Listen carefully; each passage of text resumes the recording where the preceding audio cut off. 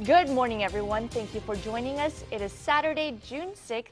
I'm Lily Wu. And I'm Tanner Swift. The last day of Riverfest, and Riverfest has actually been, the weather for it has been perfect. I don't think it's rained during any of the events. We've had some overnight rain here and there, but if you're headed down to Riverfest today, dress cool.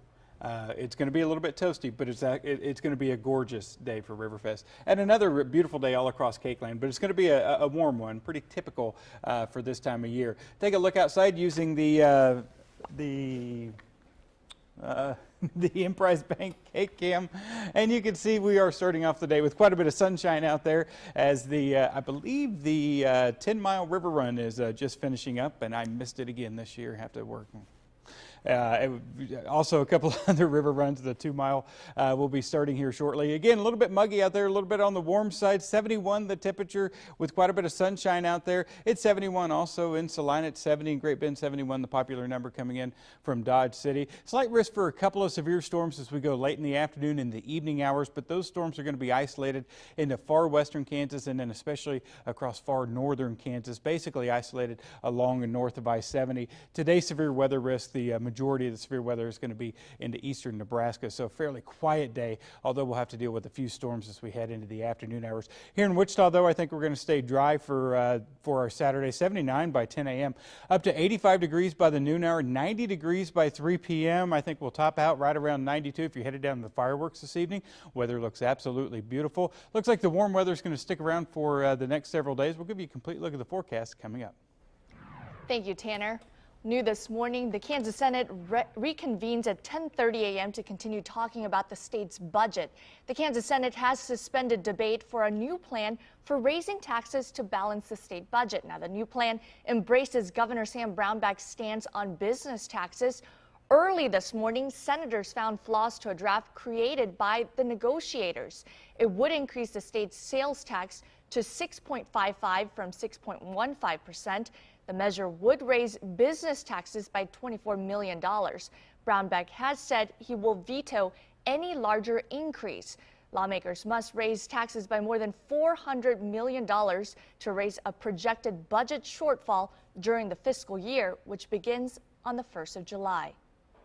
Here's what you need to know about the budget battle. The key issues are how much to raise the state's sales tax and how much to increase taxes for business owners. Now, those who oppose a jump in sales tax say it would hurt the poor and working class families. Republicans say raising the sales tax will grow the economy. More than 24,000 state employees have been put on notice that if a budget bill isn't passed by Sunday, they will be furloughed. Non-essential employees would have to take time off, and that would be about half of the employees at Wichita State, 5,300 at KU, and 8,700 at K-State. A candlelight vigil held for a Wichita State University student killed while trying to stop a suicide bomber in Saudi Arabia. A candlelight vigil was held on Friday at WSU for Jalil Alarbash. The Wichita State engineering student was killed last week in Saudi Arabia trying to stop a suicide bomb attack. The blast also killed Jalil's brother and cousin. People who knew him say the 22-year-old was a very caring and loving person. He's the type of person who always wanted to do for other people, and so him laying down his life for thousands of other people is exactly what I think any of his friends and family would have expected him to do. Al-Alarbash was home in Saudi Arabia in order to get married later this summer. Continuing our coverage of a well-known and loved restaurateur, Tanya Tandog. Many still in disbelief that she is gone. Police found the owner of Tanya's soup kitchen beaten to death in her home. Police arrested 47-year-old Curtis Mitchell on suspicion of murder. KAKE's Monica Castro talked to those who knew Tandog very well. It's a popular spot to dine in Wichita. While it's closed for now, it didn't stop people from coming by to pay their respects to the late Tanya Tandog. Because it's a really sad thing. It's really upsetting, really shocking. There's really not anything you can do. Many people who knew her bubbly, caring spirit continue to question why her. She was someone who was so caring, and she really wanted to be there for people. She wasn't a person who put people aside or said, you know, you're not the kind of person I want to be around. Kathy Schaff was actually supposed to meet with Tanya today to work on art, but now she's here for a different reason, to leave flowers in her memory. I'm there for her. I'm her art sister, and I will always be. Because Tanya was a Wichita staple, those around town have expressed on social media how sad they are to lose her. Public at Old Town tweeted, "We're saddened by the loss of one of Wichita's brightest stars. ICT won't be the same without Tanya, a guiding light for those close to her." And the Donut Hole posted, "Tanya Tandock was more than just a merchant in our neighborhood. She was a close personal friend to us here at the Donut Hole, and her sudden loss has torn a huge hole in our collective heart." And while the sign says closed, employees plan to reopen it in her honor. We, with full intent to continue her legacy of her soup kitchen, of her restaurant, of her dream.